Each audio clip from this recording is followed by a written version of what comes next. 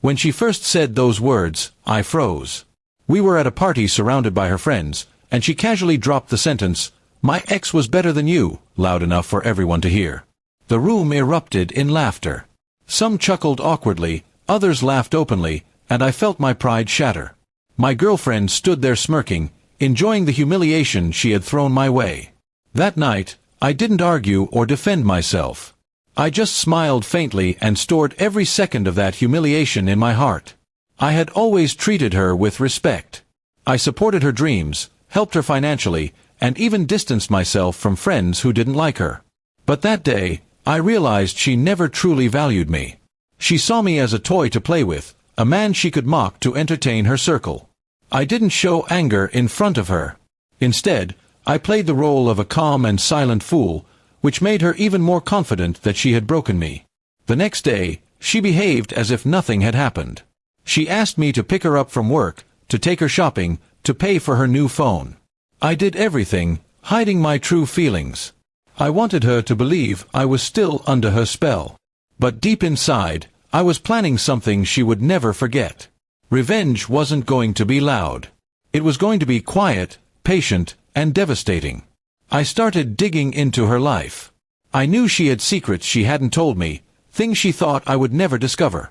With a little effort, I learned that she was secretly meeting her so-called better ex, the one she compared me to. She wasn't just meeting him, she was begging him to take her back. The irony made me laugh. The same woman who laughed at me in front of everyone was trying desperately to return to someone who had already discarded her once. Instead of confronting her, I decided to turn her own game against her. I started collecting proof, screenshots of her messages, photos of her sneaking around, and even recordings of her phone calls when she thought I was asleep. Every piece of evidence became part of the puzzle I would later use to destroy her image. Meanwhile, I acted more loving than ever.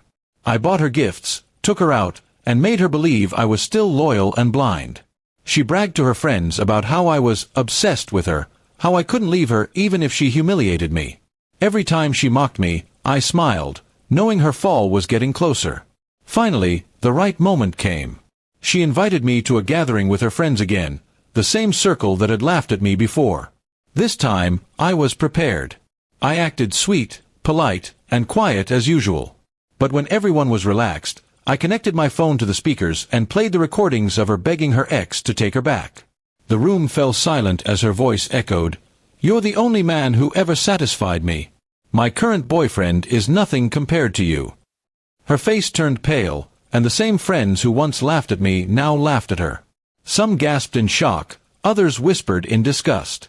Then I displayed the screenshots of her messages on the TV screen I had synced in advance. She tried to snatch my phone, but it was too late. Everyone had already seen the truth. The queen who once mocked me was now the clown in front of her own kingdom. She broke down crying, begging me to stop, but I wasn't done. I calmly said, "You once said your ex was better than me. Maybe you should run back to him, but make sure you take your shame with you." And with that, I walked out, leaving her drowning in humiliation. The fallout was brutal for her. Word spread quickly through her circle and beyond. Her friends cut ties with her ex refused to take her back, and her reputation collapsed overnight. She had once thrived on attention and admiration, but now all she received was ridicule. She became the subject of gossip, a fallen queen with no one left to defend her.